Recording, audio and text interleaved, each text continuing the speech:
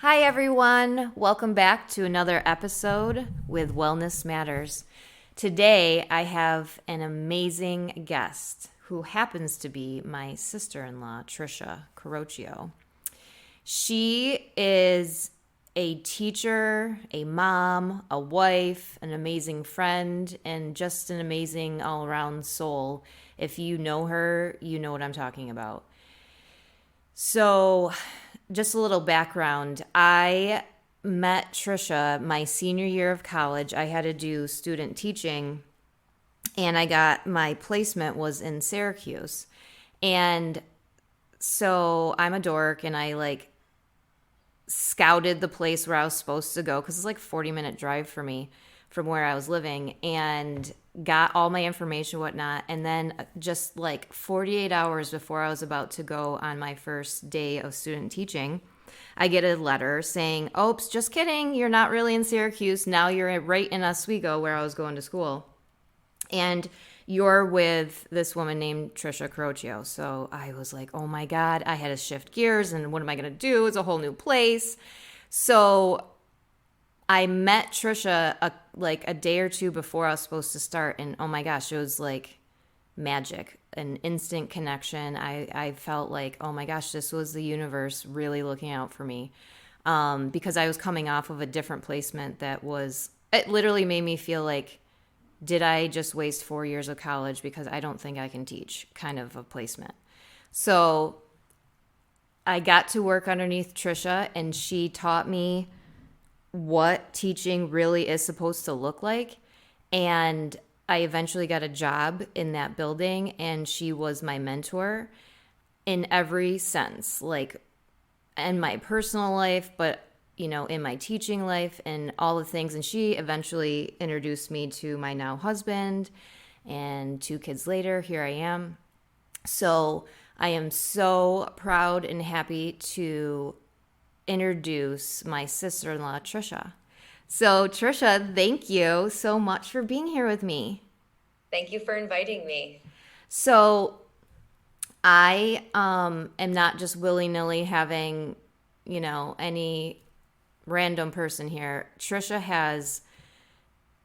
I asked Trisha to do this podcast with me because she has this very personal and amazing story to share. And I just feel like not only will it maybe help put things into words for Trisha, because I don't think she has necessarily, the questions I'm about to ask her, has said out loud the answers, or maybe not all at once. So obviously, Trisha, with grace, we're gonna try to get through this emotional podcast, but I think that it's going to help so many people that maybe have had a diagnosis recently figure out how to muddle through, not muddle through, but keep going. And the reason why I'm asking Trisha is because I am so amazed by. So she was diagnosed with breast cancer not even a full year ago, but she has made that commitment to keep going forward and keep being positive. I know a lot of people that, have had terrible diagnoses. I don't know what the word is, with different things. And sometimes I feel like it defines them. But for Trisha is still Trisha, and this is not what defines her. It was something that is happening for her, like we were discussing earlier, as a type of huge life lesson. And that is what I'm trying to convey through this podcast. So I'm going to stop blabbering. So Trisha, I'm just going to kind of dive right in. I can't believe I feel like I could cry right now. Just doing this. Already crying. I know, right? So Trisha, could you walk us through when you were diagnosed with breast cancer? I can. So as with everyone during with COVID-19, a lot of people were home a lot. I spent a ton of time with my family. And all of a sudden, I found myself on August 5th in the house by myself for like the first time. Everybody was off doing Yeah, something. yeah. And I'm standing in my kitchen, and all of a sudden, I just got this ping, and I was like, oh, when is my mammogram? Out of nowhere. It was That's a so gorgeous weird. summer day, and I just get this ping. So I said, oh, I remember it was supposed to be in April. It was canceled due to COVID. Mm-hmm. And I'm pretty sure that Oswego Hospital sent me a form to call again. So I rifled through some papers, found it, called Oswego Hospital, and they said, okay, we can see you September 15th. And I thought, it doesn't feel right to me, which is bizarre. So I did do a self-exam right after that, which I very rarely do. In Right. hindsight, that's not smart. No, I know, But me too. I go to my annual appointment. I trust the doctor. I trust my mammo and whatnot. But that day, I did a self-exam, and I called the Stewart Hospital back, and I said, I think I found something, and I can't wait until September 15th. And they said, well, we're so sorry. Because of COVID, we are so backed up. And because I normally do a mammogram and an ultrasound following, they said that's the first available. Okay. I hang up. I'm thinking, this is still not okay. I call my gynecologist's office and I say, this is what I think I found something. And, really my gut is telling me not to wait until September 15th. So they said, okay, come in tomorrow. I go in the next day. They say, okay, we feel it too. It's, you're not making this up. We think it's most likely an island of fibroglandular tissue. Like, oh, please let it be, right? Right, right. So they said, we can't wait till September though to get your next mammo and ultrasound. So they said, but we need it from Oswego because we want to compare apples to apples, not apples to oranges with, different technology. So That was smart. the next morning, I'm out for a run. I get a phone call from my gynecologist's office. They say they're on the phone with the Oswego Hospital, and um, can I go in at 11:30? This was at 9:30. I said, absolutely. I went in, had the mammogram. Nothing showed up on the mammogram, nothing, peculiar. Then I had the ultrasound, and they're like, yep, there's definitely something there. So, of course, I talked to the radiologist. And, they put him on the phone, and he's, we need to do further testing. So that led to a biopsy. The biopsy led to an MRI biopsy, to check both sides. Because initially it was just the one side, which it was one side. So multiple doctor's appointments. My goodness, I will tell you that I kept a Google document of every single appointment with every person, every address, what they said, because it was so incredibly overwhelming. Oh, yeah. Just the terminology used, I'd have to look things up. And so I kept track of all that, so many appointments. And they finally decided I would definitely need a mastectomy. And then it was my choice if I would want a bilateral mastectomy with reconstruction or without. After having the MRI, and when they saw on the right side, it wasn't necessarily anything cancerous, but they definitely did like some more digging. And so peculiar cells there. Anyway, I decided to have the bilateral mastectomy with the reconstruction, just to kind of, I don't know, my gut, call it your gut, call it your intuition, like said, the right side has got to go as well. Can I So, pause you for a second? sure. So, when you had your mammogram, you said nothing really showed up. It did not. It was with the ultrasound. It was with the ultrasound, but not everybody has that. No, You know what I mean?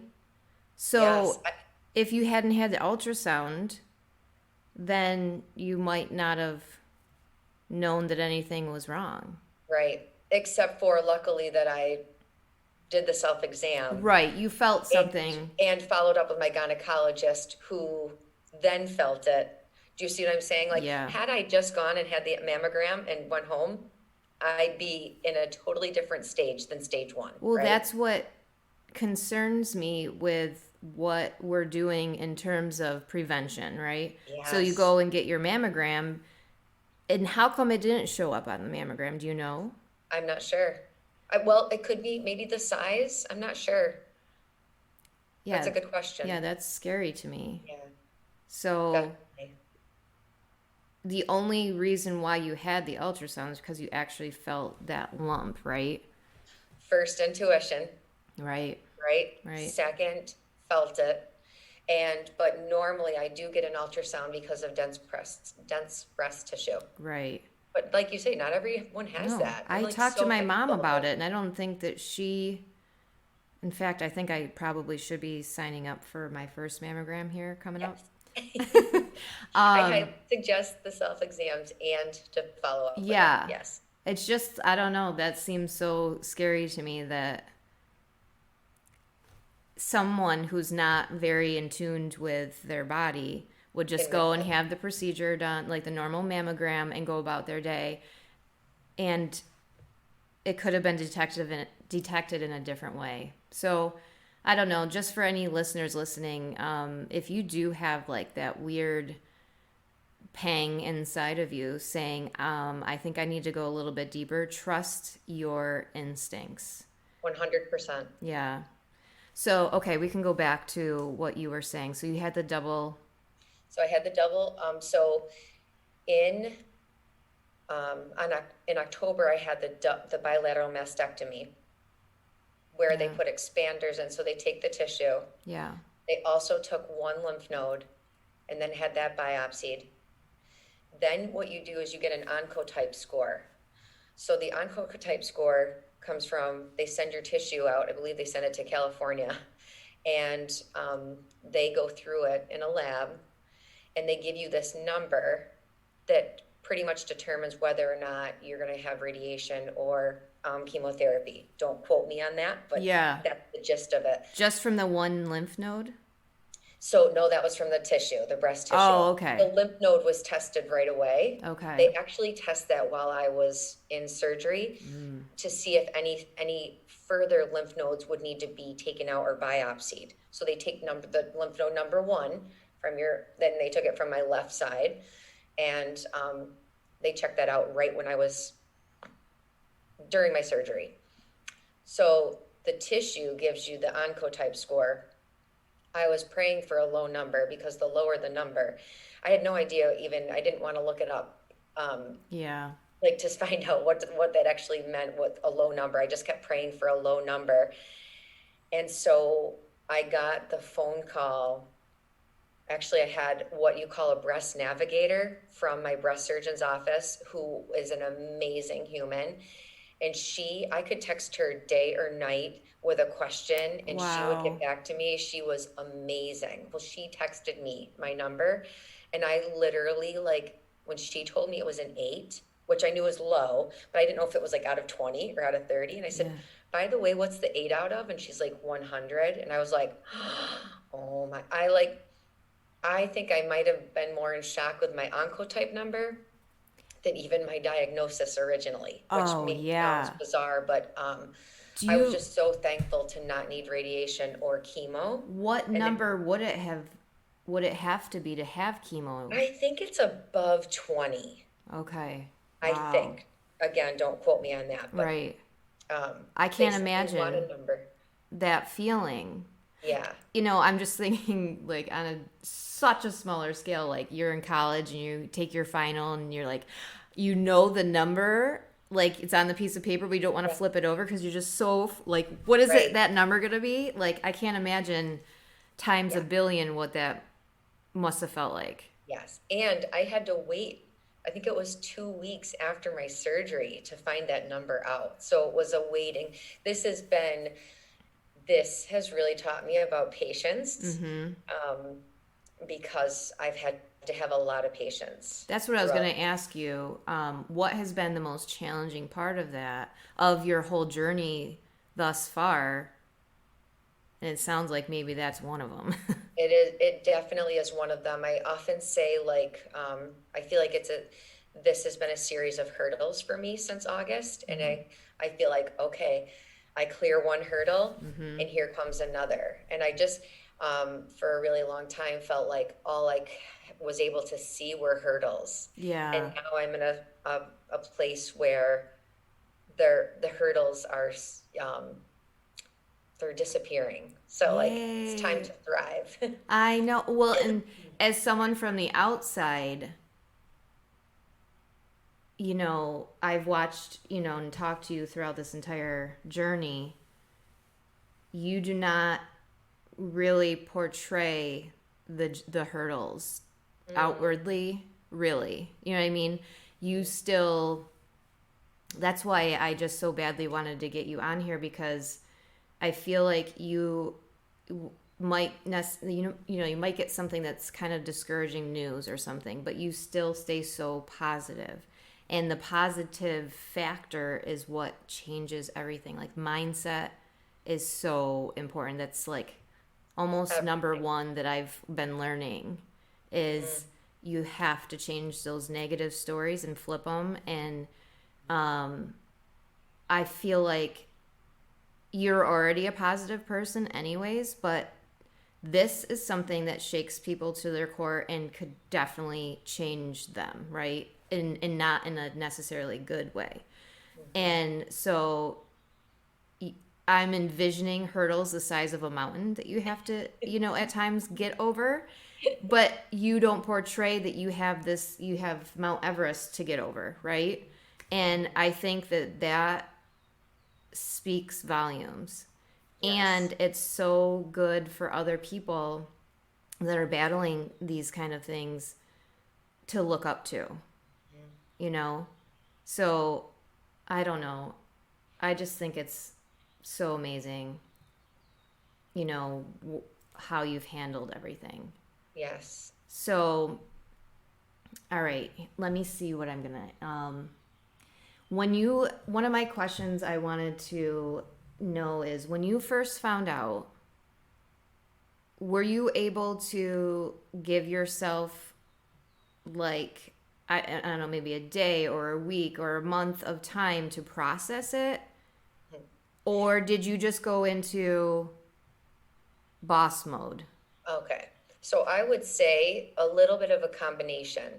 So I was actually on my way to go tutor a sweet little girl, when I got the call from the breast navigator to, say, we have a diagnosis. And I was actually driving, and Yeah. she said, is it okay time to talk? And I literally got to the little girl's driveway and just drove right by and kept driving right towards, my husband wasn't home at the time, but I knew my sister, was home.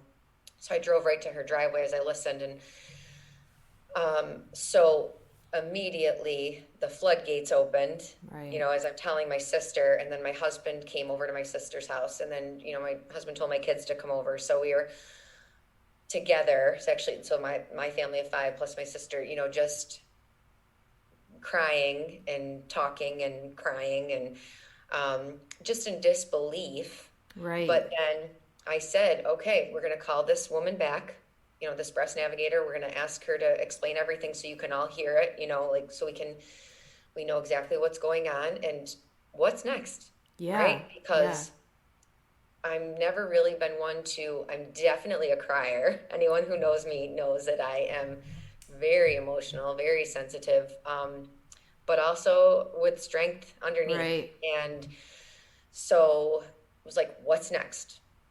Now I have that what's next. And that's what I basically, I actually found this one book right away. And I want to say it's called Breast, the Universal Guide. And it's, my gosh, I can't believe I forgot the woman's name. But anyway, that was like a little bit of a Bible for me in terms of, okay, what can I do in my little corner of the world? I know the doctors are doing what they need to do and they're telling me what I need to do, but what else do I need to do? Right. And like you said, my mind, I had to really get into a good place. So I couldn't wallow in the tears. And yes, I did let myself cry from Yeah. time to time. I really try to, they say feel it to heal it. And I Right. really did try, but I couldn't let myself, I'd give myself a time frame of, all right, I'm going to be down for the next hour and I'm going to lay in my bed and then I'm going to get up and I'm going to go make dinner and I'm going to eat with my family and we're going to play Uno. We're going to, so I'd kind of give myself, I'd allow myself to feel it Right. and move on. Right. So, like you say, like a combination. Yeah. Because I had to. Like, I could easily have stayed down. And then I thought, first and foremost, I have three children Right. who are looking at me thinking, Mm-hmm. what's going on with my mom and how is she going to rise above this, right? And I Right. needed to show them. You I can was feel just it, gonna say, but like, so Trisha's kids are 16, 17, and 20. And so they're definitely old enough to know what this is all about. And I'm trying to think of like if I got news like that, when do you bring your kids in? And I feel like that was such a good idea to feel the newness all together, yes, and have your doctor on the phone so you all could rely on each other but also lift each other. exactly. Sometimes I find myself like shielding my kids from my emotions and what I'm going through. And then I'm like, Heather, that's not real life. So if you don't let them see you tackling hard things, then it's not, they're not going to know how to do it. Right. Exactly. So I think that that was such a great idea to include them right from the beginning. Yes. How are they doing? How have they been through this whole process? So I would say I would give them more of, if you think of like the tip of the iceberg information. So moving forward from the day that I did get my diagnosis, I would say to them, like, just want to let you know that tomorrow I'm meeting with the breast surgeon and just to talk about the plan. Right. And then that would give them the opportunity to ask more questions then or ask more questions when I'd get home. And oftentimes they'd say, how did it go? And I'd say, good. Now I'm going to meet with this doctor, or this is the plan next, or and just give them a little bit. And then oftentimes it would lead to additional questions, and then sometimes it was just what they needed. Right. And my husband, Sean, and I both had a very open door policy with them to ask questions at any time. Right. Like, and to feel their emotions too. Like, let us know if you're feeling down, or you want us to work through it with you, or do you want to work through it on your own. um, Ask questions. Like, I really, really, really tried to be open with them, but at the same time try not to go into too many Mm-hmm. details for it to be daunting, overwhelming, and I didn't want to create any additional fear. Right. There was Well, already enough. that's three separate humans with three different lives that they're trying to work through themselves at, teenage years is like, traumatic enough as it is. So, that's, I would say that you are teaching them how to take the dosage that they can handle with the other stuff they got on their plate. So mom said that the doctor's appointment went well. I'm going to believe that it went well and I'm going to go to bed tonight, Or what did the doctor say? Because maybe they had a little bit more room mentally to learn those or ask those questions. But again, I think that that is just instinctively, I feel like you just made the right call with all of that as well. Like, not that I'm the judge and I get to say that or whatever, but as a mom, I feel that is such a tough decision to make. Like, how much do I allow them to see? How much, you know, what do I want them to be getting out of this whole thing? Because they're forever changed too. All of you are forever changed. And you kind of gave them this ability to take what they can handle and continue on with their day, you know? Yeah. I think it's been a huge lesson for my children, even for me and for my husband, to see, like, as Mr. Rogers would say, in a difficult situation, this is not a quote, but look for the helpers, right? Yeah. And so anytime, people sent a card, sent a meal, called, texted, just checked in, responded to it, and maybe I sent like an email blast to family members or text to say, this is, what's going on in people's responses. And I'd always turn to my family and say, how lucky are we to be Yeah. so loved, and so many people are praying for not just me, but for all of us in this house, together, collectively. And the outpour of, so that could be a whole nother podcast, is how everybody reacts to news. Yeah. Okay. Yeah. That's, I had some surprises with how people reacted, and some, let's just say I had surprises. Yeah. And, but I just couldn't believe, just the outpour of love, Right. however it was. I have, one friend that still sends a, a like a little picture or a little verse or just something positive every single day to me in a text message. Wow. I have another friend who, checks in every Friday just to say happy Friday, enjoy the day, kind of a thing. I have just so, I have all my cards like that people have sent. I have, and you don't even know this, but every time I went to a doctor's appointment, I squirted myself with the perfume that you and Todd sent in your little basket. Like, Oh. just so, bracelets that people gave me that I'd Yeah. wear for certain things. Like, there's just so much of a reminder around me constantly of how loved I am. And I kept pointing it out to my kids. Mm-hmm. Like, look, I just want you to realize, like, when they sent that, pan of chicken parm from Canales, like, how good that was, that we could just enjoy family time and nobody has to do dishes and cook and, yada, yada. Right. So that was huge, for my kids to see. And the conversations we had about how that made not only me feel, but like literally, if somebody left flowers on the steps and one of my kids walked in with them, they were beaming, Right.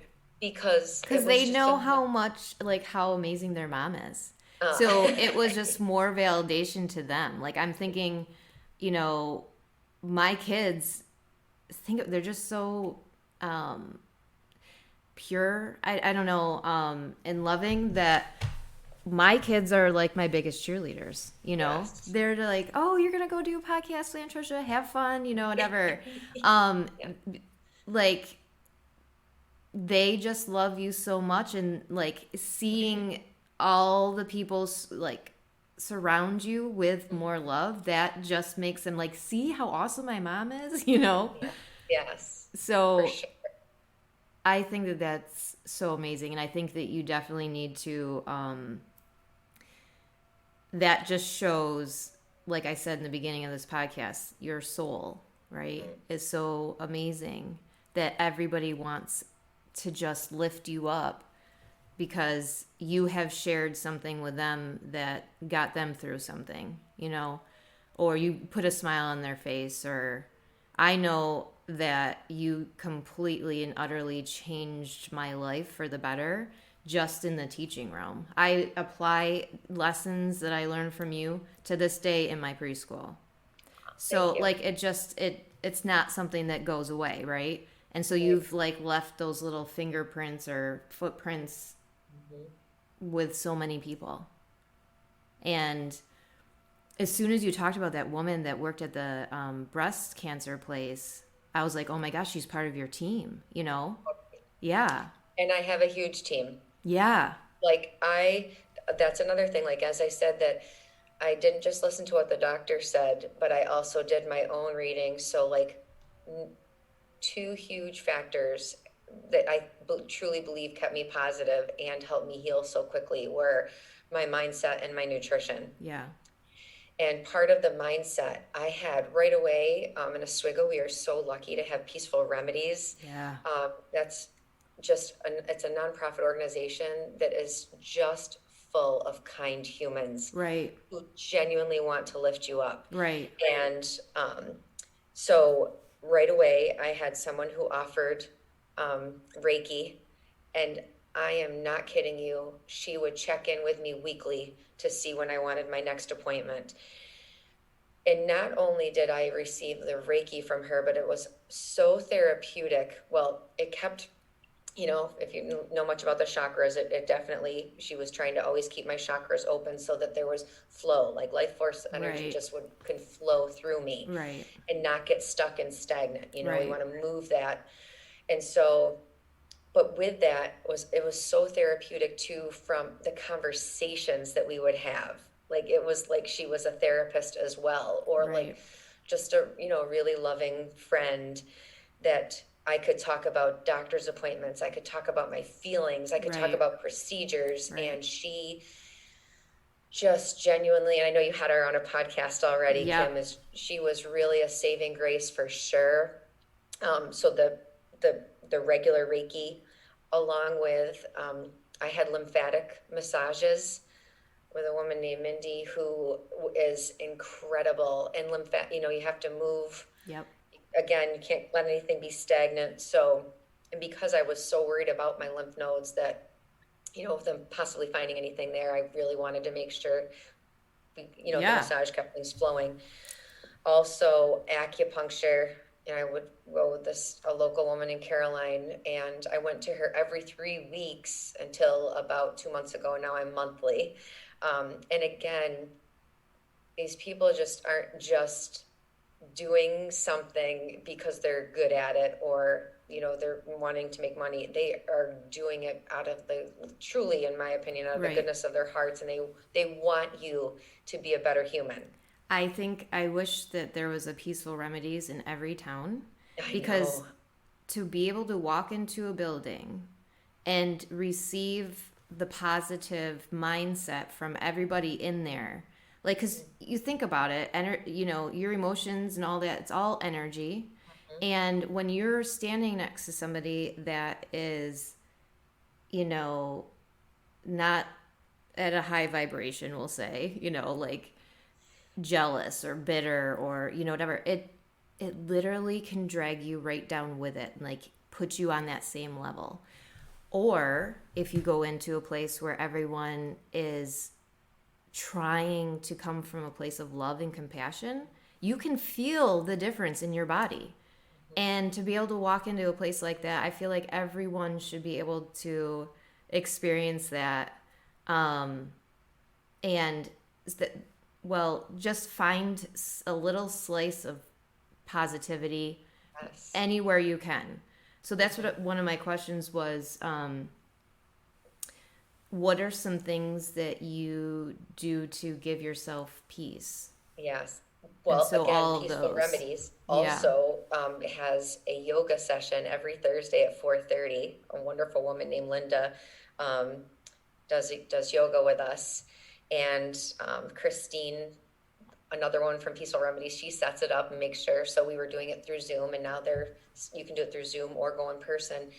And that is specifically for patients that have dealt with a difficult diagnosis. Mm-hmm. So for 1 hour every Thursday, we do the most calming techniques. It might be breath So work, it could be amazing. some slow movement. It's just amazing. Yeah. And it just that along with meditations, even on my own, diffusing oils. Yep. Just I've tried, trust me, a lot of different things to find out what calms me, Right. calms me down when I start to, when I start to spiral a little, Mm-hmm. I And might call understandably someone, or I so. might meditate, do something, read. I've done a lot of reading, Yeah. one for knowledge and one for, just pleasure, to just relax my mind too. Yeah. Affirmations have been so key. When I literally start to, there's a book, I think it's called The Dynamic Power of Healing by Catherine Ponder. And that was another book that I read at the onset of this. And I literally wrote parts, things that she said in the book on Post-its and put them on my bathroom mirror. And Yeah. when my mind would start to go, I'd be getting ready for work and I'd be like, oh, no, no, no, you Yeah. do not serve me right now. Like, so Yeah. to release So that.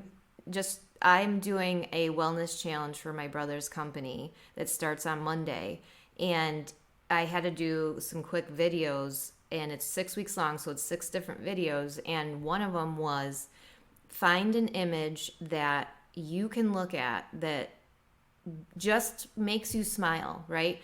So lately I see butterflies a lot, and so I love the fact that when I look at a butterfly picture or actual butterfly, it makes me think of transformation, like going from caterpillar to butterfly, right? And spreading your Yes. wings. So I told everybody in this video, find an image that you look at that makes you feel positive, right? And post it and put it everywhere. Put it at your desk, put it on your mirror, put it in your car. So because life just kind of like can drag you down, right? And you start to get negative, but seeing that image is going to make you switch your mindset to a positive and just help you throughout your day.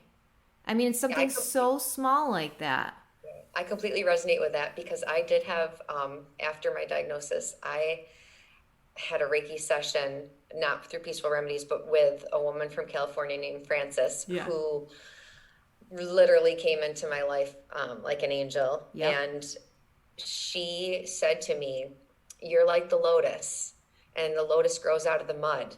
And so the lotus is my it's like your Wow. butterfly. Yeah. That's my picture. Like I literally, when I feel down, I can look at a lotus and I Mm-hmm. have a lotus picture on my phone, and it's beautiful. And I'm Right. thinking, okay, I'm not going to stay stuck in the mud. No. I'm going to grow. I'm Right. going to grow from this. And it's a beautiful Oh, I reminder, have just the like a butterfly. goosebumps. I know. And like to somebody in a like kind of like not in a good place right now might hear this conversation, say that's dorky or cheesy or whatever. I cannot express to you how changing your mindset just in the slightest little bit, how it could give you just a, even if it's just a smile throughout your day, is so worth it. It just those tiny little shifts, they all add up. I remember a quote you sent me, like can't remember exactly what it was, but each tiny little step adds to one big movement basically. And Yes. that's what all of these things do. And so you can look at it as something kind of dorky, or you could look at it as it's a step in that right direction, right? Absolutely. Well, I'm going to ask my last question so we can wrap up here. Um, and it is, what advice would you give somebody who just got not necessarily a diagnosis of cancer, but something life altering like that? Mhm. Like, what type of advice would you give somebody on how to move forward, I guess? I would say to really let others in. Mm-hmm. Don't try to do it on your own because it can be so incredibly lonely, even when you are feeling the love from others. So if someone says, call me after your appointment, they mean it. Yeah, Call after your appointment. If somebody says, I'd like to drop off cookies, let them drop off cookies. Genuinely give people information that are seeking it, right? If they're asking for it, keep your team. Building your team is absolutely huge. Like my family and friends, I could not have done this without them. right. And then add in the doctors and the healers. Like when I think of my team is huge. So the team, because once you know how much you are loved, that will help you, Right. and how much people care about you. They genuinely want you to get better. Right. That's when you can make those mindset shifts. That's when you can be reminded. If you're going down the rabbit hole, you can say, oh, it was so nice when so and so dropped off flowers, or it was so nice when my sister called to say, or oh, it's so nice when my sister-in-law dropped off muffins, and even though my husband ate them all. Right. It just, let people in, let there be love, build the team, and not just, don't just take everything that the doctors say, like follow your intuition, Right. do your own research on things. Nutrition is huge. And Yes. I will say that quickly, that every time I went to a doctor's appointment after, I would have a procedure of some sort. They'd be like, my goodness, you are healing so quickly. And I really did attribute it to my mindset and Yeah. to my nutrition. Right. I can't say it enough Yes. how our bodies can actually, how strong they actually are, and how they want to go back to homeostasis. They want to be back to normal, right? They do. So you put the right things inside of you and you think the right thoughts, that is the magic. That's all it is, you know? Yes. And your body wants to heal. Yeah. So, but no, that's amazing because and that even speaks to me because sometimes I feel, I don't know if it's like a stigma or like society or just me, but a lot of times I feel like there's a message out there that like you got to do it on your own, or you're super strong if you don't ask for help. And I've, taken that on for a lot of my life, and it doesn't need to be that way. No. Ask for help, accept the help. Accept the help. Yeah. Yeah. And Because the acceptance of the help turns into a feeling of love. right, right. I think a lot of people, myself included, can feel like you feel vulnerable that way and exposed. And then it's like, oh my gosh, but I need to protect myself. And what if they're not there the next time or whatever? And you tell yourself all these stories. And it's just so hard to believe that it's just that simple that people love you, and they want the best for you. There are so many amazing people out there, and you have to trust that. And that releasing of your guard is so hard to do. But I'd say you did an amazing job, like, accepting that. So thank you so much for coming on here with me. I think that this is going to be so helpful to so many people. Everybody knows somebody who's getting a diagnosis of some kind, whether it's themselves or somebody that they know. And I think that you sharing your story is going to help so many people. So thank you so much for doing this with me, Trisha. Thank you for having me. Of course. I hope that all the listeners, you have found something in here that you can take away and start to apply to your everyday life. And if you have any questions, let me know via email and I will absolutely get back to you. Thanks for listening.